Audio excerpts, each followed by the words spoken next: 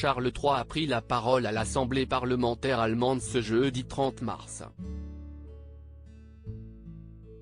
Pendant son discours, le roi a rendu hommage à Élisabeth II et en a profité pour taquiner à de nombreuses reprises les députés allemands. La dernière semaine du mois de mars a été très importante pour Charles III. Il s'agissait de son premier voyage officiel au-delà du Royaume-Uni depuis qu'il est devenu roi. Malheureusement, le plus célèbre dandy britannique n'a pas pu poser ses valises en France. À cause des manifestations liées à la réforme des retraites, Emmanuel Macron lui a téléphoné pour lui expliquer la dangerosité de la situation.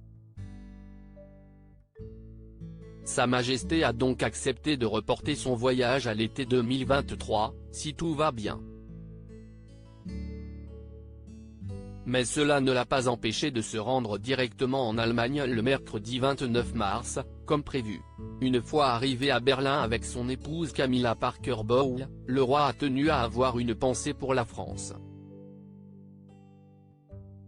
Au micro de BFM Télévision, le fils d'Élisabeth II s'est dit être très triste de la tournure des événements. Ce n'est évidemment que partie remise pour Charles III, qui avait plusieurs missions à remplir en Allemagne. Au lendemain de son arrivée, il s'est rendu au Bundestag, l'Assemblée parlementaire allemande, où il a pris la parole face aux députés. En bon polyglotte, le roi s'est exprimé en anglais et en allemand.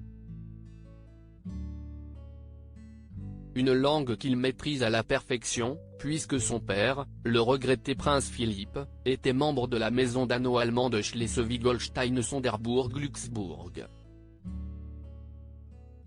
Charles III taquine les députés allemands dans une vidéo publiée sur le compte Instagram officiel de la famille royale. Les internautes n'ont pas manqué d'applaudir le discours de Charles III, impressionnés par sa faculté à passer d'une langue à l'autre.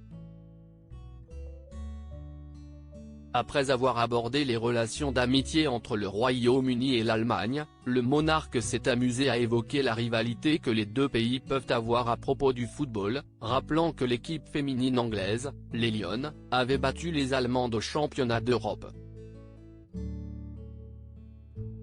De quoi amuser l'Assemblée. Il a ensuite remercié l'Allemagne pour tout ce qui a été mis en place au décès d'Élisabeth II, rappelant que sa mère a visité le pays pour la dernière fois en 2015.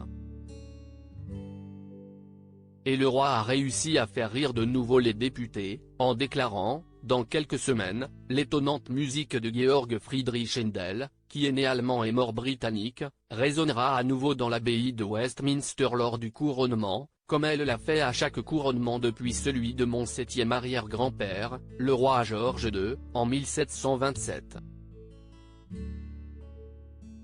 Un hommage à sa regrettée maman et une plaisanterie fine, signe des qualités oratoires de Charles III.